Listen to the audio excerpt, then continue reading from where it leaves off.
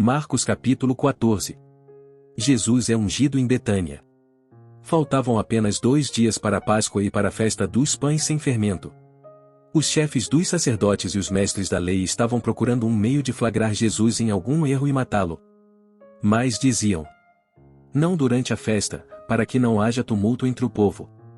Estando Jesus em Betânia, reclinado à mesa na casa de um homem conhecido como Simão, o leproso, aproximou-se dele certa mulher com um frasco de alabastro contendo um perfume muito caro, feito de nardo puro. Ela quebrou o frasco e derramou o perfume sobre a cabeça de Jesus. Alguns dos presentes começaram a dizer uns aos outros, indignados: por que este desperdício de perfume? Ele poderia ser vendido por 300 denários, e o dinheiro ser dado aos pobres. E eles a repreendiam severamente. Deixem-na em paz, disse Jesus. Por que a estão perturbando? Ela praticou uma boa ação para comigo. Pois os pobres vocês sempre terão com vocês e poderão ajudá-los sempre que o desejarem. Mas a mim vocês nem sempre terão. Ela fez o que pôde. Derramou o perfume em meu corpo antecipadamente, preparando-o para o sepultamento. Eu asseguro que onde quer que o Evangelho for anunciado, em todo o mundo, também o que ela fez será contado em sua memória. Então Judas Iscariotes, um dos 12, dirigiu-se aos chefes dos sacerdotes a fim de lhes entregar Jesus. A proposta muitos alegrou, e lhe prometeram dinheiro. Assim, ele procurava uma oportunidade para entregá-lo. A ceia do Senhor. No primeiro dia da festa dos pães sem fermento, quando se costumava sacrificar o cordeiro pascal, os discípulos de Jesus lhe perguntaram: aonde queres que vamos e te preparemos a refeição da Páscoa? Então ele enviou 2 de seus discípulos, dizendo-lhes: entrem na cidade, e um homem carregando um pote de água virá ao encontro de vocês. Sigam-no e digam ao dono da casa em que ele entrar: o mestre pergunta: onde é o meu salão de hóspedes, no qual poderei comer a Páscoa com meus discípulos? Ele mostrará uma ampla sala no andar superior, mobiliada e pronta. Façam ali os preparativos para nós. Os discípulos se retiraram, entraram na cidade e encontraram tudo como Jesus lhes tinha dito. E prepararam a Páscoa. Ao anoitecer, Jesus chegou com os 12. Quando estavam comendo, reclinados à mesa, Jesus disse: digo que certamente um de vocês me trairá, alguém que está comendo comigo. Eles ficaram tristes, e um por um, lhe disseram: com certeza não sou eu. Afirmou Jesus: é um dos 12, alguém que come comigo do mesmo prato. O Filho do Homem vai, como está escrito a seu respeito. Mas ai daquele que trai o Filho do Homem. Melhor lhe seria não haver nascido. Enquanto comiam, Jesus tomou o pão, deu graças, partiu-o, e o deu aos discípulos, dizendo: tomem. Isto é o meu corpo. Em seguida tomou o cálice, deu graças, ofereceu-o aos discípulos, e todos beberam. E disse-lhes: isto é o meu sangue da aliança, que é derramado em favor de muitos. Eu afirmo que não beberei outra vez do fruto da videira, até aquele dia em que beberei o vinho novo no reino de Deus. Depois de terem cantado um hino, saíram para o Monte das Oliveiras. Jesus prediz a negação de Pedro. Disse-lhes Jesus: vocês todos me abandonarão. Pois está escrito: ferirei o pastor, e as ovelhas serão dispersas.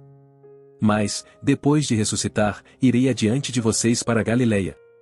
Pedro declarou: ainda que todos te abandonem, eu não te abandonarei.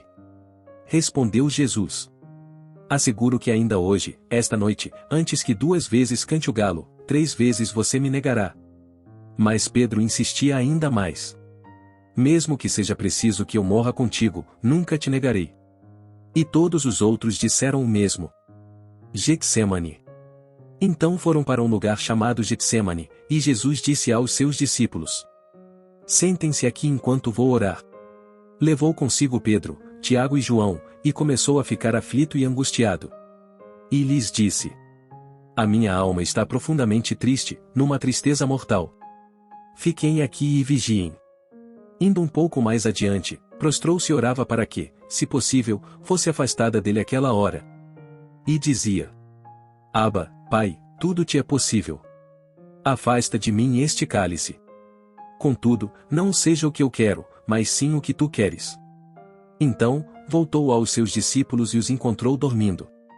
Simão, disse ele a Pedro, você está dormindo? Não pôde vigiar nem por 1 hora?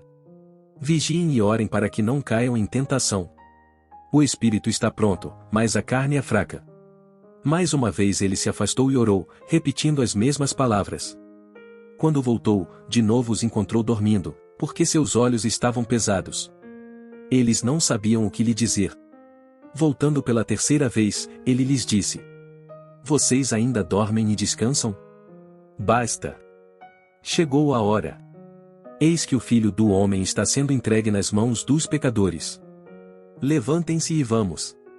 Aí vem aquele que me trai. Jesus é traído e preso.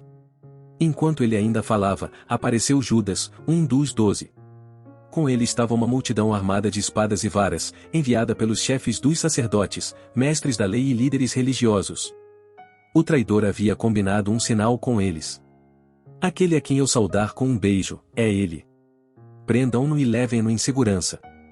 Dirigindo-se imediatamente a Jesus, Judas disse: Mestre, e o beijou. Os homens agarraram Jesus e o prenderam. Então, um dos que estavam por perto puxou a espada e feriu o servo do sumo sacerdote, decepando-lhe a orelha. Disse Jesus: Estou eu chefiando alguma rebelião, para que vocês venham me prender com espadas e varas?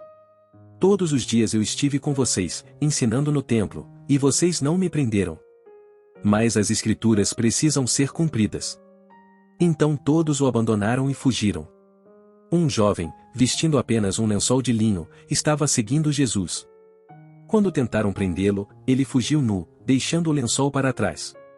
O tribunal judaico. Levaram Jesus ao sumo sacerdote. E então se reuniram todos os chefes dos sacerdotes, os líderes religiosos e os mestres da lei. Pedro o seguiu de longe até o pátio do sumo sacerdote. Sentando-se ali com os guardas, esquentava-se junto ao fogo. Os chefes dos sacerdotes e todo o sinédrio estavam procurando depoimentos contra Jesus, para que pudessem condená-lo à morte, mas não encontravam nenhum. Muitos testemunharam falsamente contra ele, mas as declarações deles não eram coerentes. Então se levantaram alguns e declararam falsamente contra ele. Nós o ouvimos dizer: Destruirei este templo feito por mãos humanas e em 3 dias construirei outro, não feito por mãos de homens. Mas, nem mesmo assim, o depoimento deles era coerente. Depois o sumo sacerdote levantou-se diante deles e perguntou a Jesus: Você não vai responder à acusação que estes fazem sobre você? Mas Jesus permaneceu em silêncio e nada respondeu. Outra vez o sumo sacerdote lhe perguntou: Você é o Cristo, o Filho do Deus bendito? Sou, disse Jesus. E vereis o Filho do Homem assentado à direita do Poderoso vindo com as nuvens do céu. O sumo sacerdote, rasgando as próprias vestes, perguntou: Por que precisamos de mais testemunhas? Vocês ouviram a blasfêmia.